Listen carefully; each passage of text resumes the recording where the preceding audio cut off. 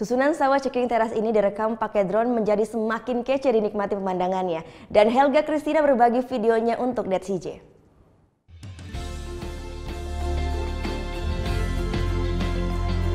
Dari pinggir jalan di Tegalalang sebelah utara Ubud, Bali, kita bisa lihat langsung ikon Nusantara.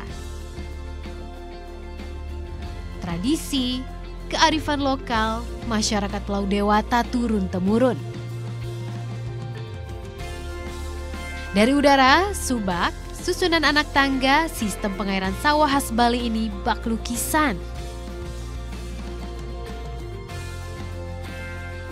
Subak di Tegalalang kini tak hanya berfungsi sebagai lahan warga.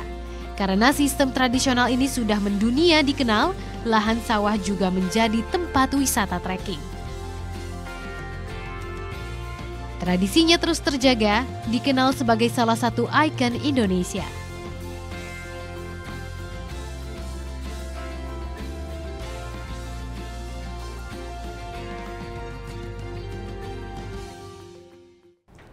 Thank you.